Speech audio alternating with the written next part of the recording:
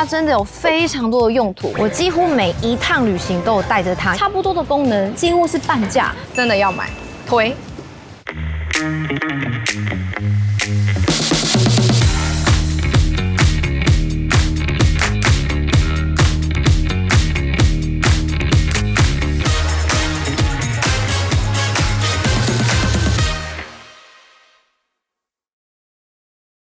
嗨，大家好，我是舍利，又来到大家最喜欢的摄影器材推荐时间啦。这支影片想要跟大家分享5个我觉得非常适合在旅行的时候使用的相机配件。那关于这个主题呢，其实我们频道在去年有出过一支，那会再拍一集呢，纯粹是因为1年过去又更新了一波器材，有新的东西想要推荐给你们。那在正式开始之前呢，跟你们澄清一下，这支影片呢是没有收任何的业配的费用的，都是我收到的公关品。近期的每次出国我几乎都带着，而且使用率非常高的。那我也特别挑选了在巴厘岛旅行的时候拍摄，也是顺便证明一下我真的是有带出国拍摄的。那我们就马上开始咯。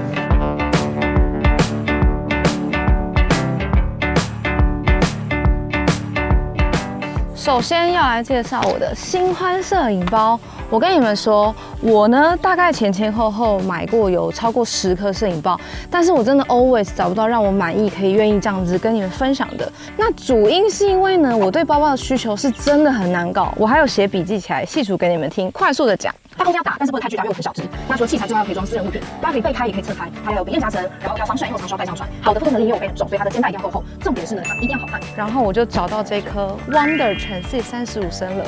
马上好好的开箱给你们看。当时我在选包包的第一个条件就是呢，它一定要防水，因为我实在是太常需要把整个包包带上船，因为东西很多嘛。那我又有空拍机，也有70、200大的镜头，光是那种小小防水包是不够的。但是巨大的防水袋里面通常又没有夹层。那这一颗包呢，这里你们看到绿色面料这边呢，全部都是防水的，除了它这个背部有做这个布的透气设计之外，你看到它这边所有的拉链啊，也是做防水的拉链，所以它其实会稍微有一点点的没有那么好开，是因为它的水是完全不会透进去的。但是要提醒你们，因为它不是做整颗防水的，所以遇到那种有大浪，就是真的会让整个打进船上的时候，我还是会把它放进船的干燥区，它是可以这样子直接整片打开的，就像在开行李箱一样。来哦，让大家看看我的35升背包都装了些什么。一台单眼 Air 3S 遥控器，2颗电池，小相机，这个是 ZV-10 II，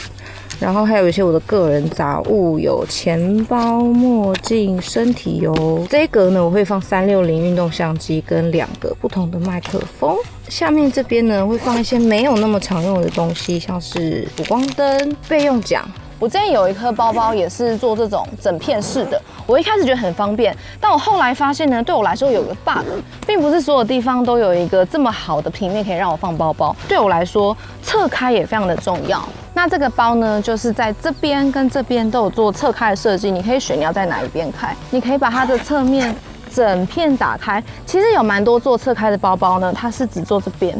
然后有时候你单眼比较大台就会卡住。所以我很喜欢它做这种整片设计，反正你这样子的时候，它上面的东西是不会掉出来的。然后它的2个侧边呢，就是你们有看到，这里是我会拿来装水壶，顺便喝个水，现在很热。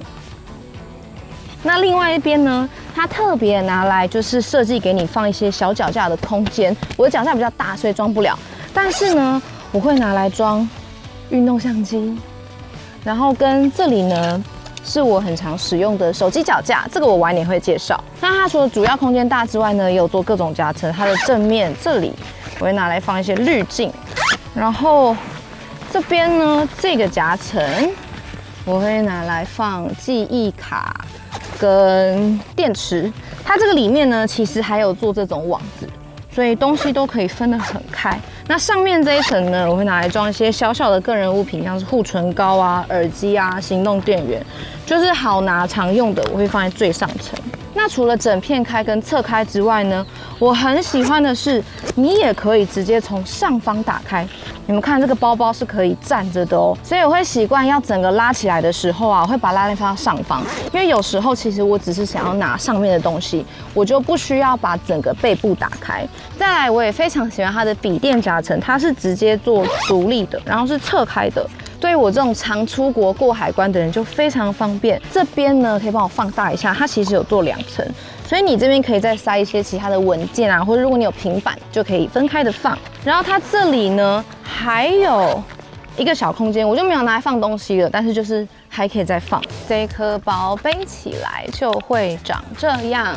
是不是跟我一开始说的一样，就是它容量其实蛮大，可是不会看起来超级巨大。可能我觉得大部分的摄影包是为男生设计的，所以它这个肩带的长度呢，常常会太长。可是我把这个拉到最紧之后啊，它其实是可以贴我的背的，就是女生也可以使用的。然后它这边也有做胸扣，可以帮你减缓它的重量。然后加上它这个背带厚度，其实我觉得背起来这个重量。其实这个包包应该也是有这个15、16公斤，但是我的感受上是非常舒服的。但还是要提醒大家一个小缺点呢，就是这颗包的空重它其实蛮重的，2.1公斤左右。但是我必须说，这个算是摄影包的一个通病，因为它通常里面会加各种软垫来保护你的相机来减震嘛。大家如果要背相机，我觉得就是要有重的心理准备，好吗？但老实说呢，这35升的包其实对很多女生来说，确实还是有点太大跟太重了。但是 Wander 这个品牌呢，就是除了这颗包之外，他们其实还有做了很多各种不同大小跟不同颜色的包包，我觉得大家都可以去挑选一下。其实我身边蛮多摄影师都是用他们家的包包，又好看又有质感又实用。但有一点要提醒大家是，我觉得蛮建议大家可以去试背，因为摄影包其实不便宜，一定要真的试到喜欢再买。那我这颗包其实当时候呢，就是我先在网络上锁定之后，查到台北有一间叫 The Bakery 的店，然后就可以试背。东西蛮齐全，选品也蛮好看的，蛮推荐。如果住台北的人的话，可以去那边看看。然后我也算是买到认识，所以我其实有跟 The Bakery 的老板跟 Wander 的代理商都讲好。就是大家如果有想要买这个品牌包包的话呢，可以到时候提供专属我的折扣码，大家可以得到一点优惠。有兴趣的朋友自己再去资讯栏领取哦。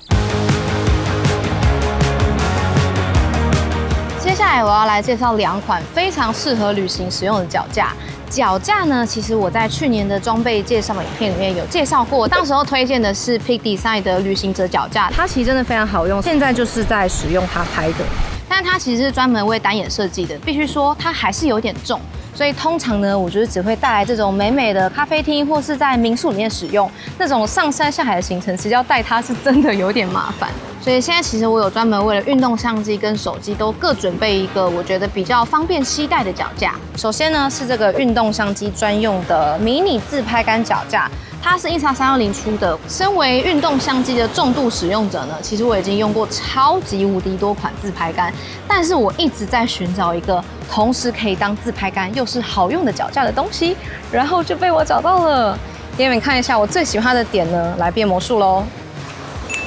它的脚架是收在里面的。其实我跟你们说，这种两用途的自拍杆加脚架其实是蛮常见的，但是我之前大部分看到的自拍杆啊，它的脚架部分呢都是收在外面的，所以你拿的时候呢，会觉得这里很卡，就是很粗一根，很不好拿，你知道吗？然后就算你把运动相机加上去之后呢，它这个长度还是可以让你直接收在小包包里面，所以我觉得携带上是真的非常的方便。像我很常拍这种咖啡厅嘛，然后以前我的运动相机啊，就是没有这根的时候，我在那边瞧半天。但现在呢，只要你找到任何一张平坦的桌子，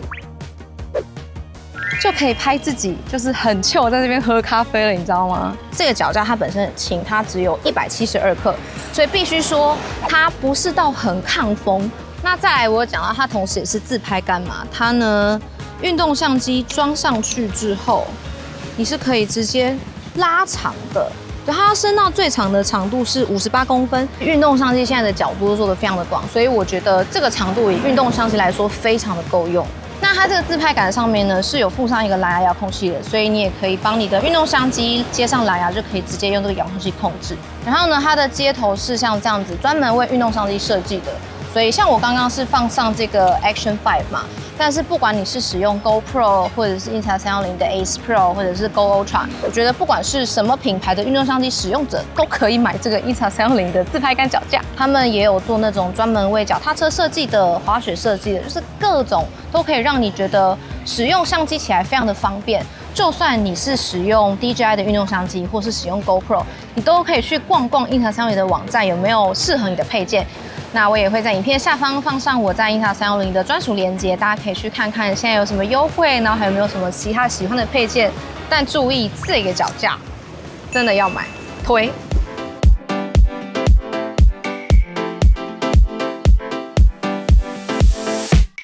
接下来呢，应该是更多人会需要的手机脚架。其实呢，我一直在寻找可以同时使用手机、运动相机跟单眼的脚架，然后寻寻觅觅了好几年之后，发现它不存在，因为这些相机它本身都有自己的设计，然后使用情境也不一样。但还好呢，后来我找到的运动相机的脚架跟手机的脚架都非常的轻便。像这个脚架呢，是我一个创作者朋友叫学温，他自己设计的。去年底的时候呢，他算是寄给我一个公关品。从那之后呢，一直到现在已经9月底了，我每一次旅行都有带着它，就是真的很方便，很方便。对，那这个脚架其实我在几个月前跟学问有合拍一支手机摄影的教学影片，在那支影片里面有介绍过，但是观看数不是特别好，所以我想说好像可以再介绍一次。那你刚刚收到这个脚架呢，会发现它是用一个像这样子的网袋装着的。然后拿出来会发现它分成了3个部分，因为它是可以拆解的，所以收的很小，收进小包包都是没有问题的。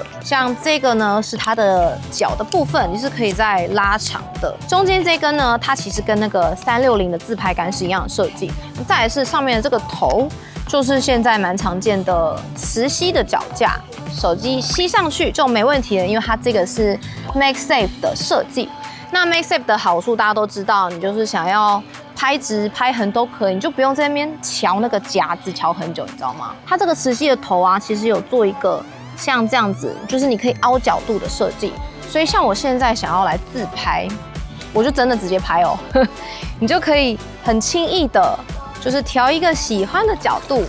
就可以拍照了。它中间这里还有做一个圆形的旋钮设计，你要俯拍也是 OK 的哦。它这一根呢，也是像310的自拍杆的设计，所以你可以拉得很高，它最高好像到150公分左右吧。使用下来就是非常的直觉，然后你可以凹成各种角度，收纳体积又很小。我们这次其实发了很多的限动，就是闪爆了大家，其实都是用脚架自己完成的。那我会喜欢用这个脚架，除了它使用上很直觉之外呢，还有一个原因是它真的有非常多的用途，我来示范给你们看。前面有讲到它这个是磁吸的嘛，所以你除了手机之外呢，你可以吸这个 Go Ultra 上去。这个麦克风它其实也是磁吸的，所以你也可以吸上去。中间这根我刚刚有讲过，它其实跟那个360的自拍杆是一样的，所以你可以装上去之后，就直接变成一个310的隐形自拍杆。那这个头呢，其实它又分成2个部分，我可以把它拆掉之后呢，直接把它卡在上面，因为它是一个1/4的孔嘛，我还可以把它锁在我的 ZV-E 10 II 上面，它就变成一个小小的桌上型脚架，是不是非常的方便？它的耐重还是没有做的这么好，所以如果要用相机的话，我会只用中间这2节，让它离地面低一点。那我也不建议放像我的 A7S3，我就不用这个，就会觉得它有点太吃力。但是这个用途呢，对于我在一些餐厅拍摄也非常非常的实用，就是放在桌上非常的刚好。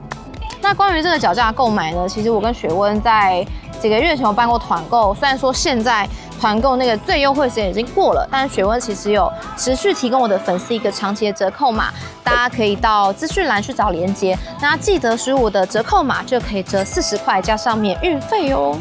真的好用，我真的是大推这个脚架。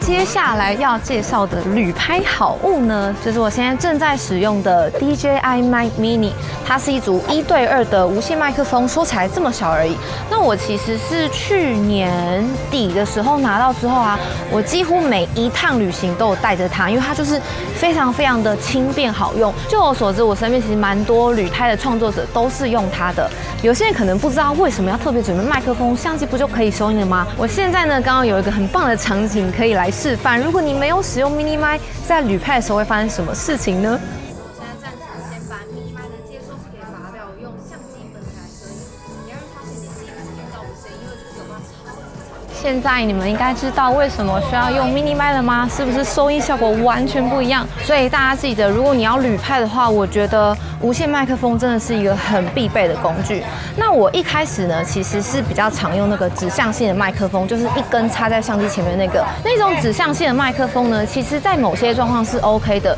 比方说你在没有什么风的户外，或者是没有很嘈杂室内。但是只要你一进到比较吵的地方，像是酒吧，或者是有时候去拍市场的话，你真的会需要这个东西来收音，否则你的观众的观影体验就会很差。那再来就是麦克风有这么多，为什么我特别喜欢这个 Mini Mic 呢？因为很简单，就是因为它超级轻。它这一组麦克风呢是一个接收器加2个发射器的，它的发射器本身啊，只要10克，然后整组加起来呢，其实也不到200克，几乎是完全不占你包包的重量。所以我以前确实是有点懒得多带一个麦克风，但是有了这个之后，我就觉得反正才200克，带了没用，好像也没差。那有些人可能会问说，DJI 不是已经出到 Mic 3吗？前阵子刚发布的，为什么我还在使用比较早出的这个 Mic Mini 呢？主要呢，我觉得有3个原因。首先就是重量 ，DJI Mic 3呢，它毕竟是比较高阶的产品，它的功能也比较多，所以它不管是接收器或者是发射器的重量都略重。虽然说总重可能没有到差很多，但是我觉得对于我们旅行人来说，重量就是斤斤计较。好的，第2个好处呢，就是它不止轻便，它还直接有降噪的功能。我现在呢，其实是在一个移动的船上，有风声，有海浪声，又有船的引擎声，其实会蛮吵的。不信，我现在把降噪功能关掉，你们听听看。现在呢是用运动相机本身来收音的。那现在呢是我把运动相机连上蓝牙麦克风，没有开启降噪功能。OK， 现在是开启降噪功能了。你们应该可以感觉出来，在这种移动的船上呢，你还是需要用到降噪功能才会有清楚的人声，因为它不只有风声，还有海浪声，还有引擎声。为了要有良好的收音，我现在如果上船的话，一定会带这个 Mic Mini。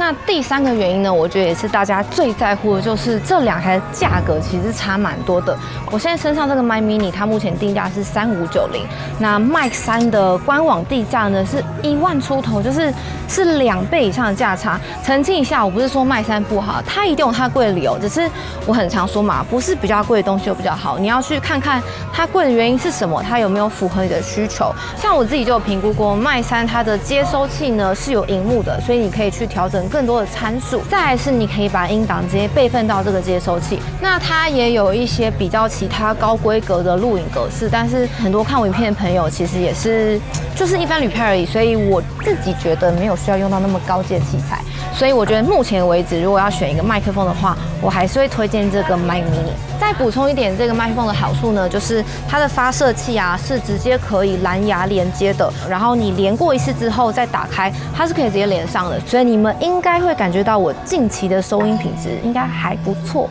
吧？没错，就是这样子推荐这个麦克风给你们。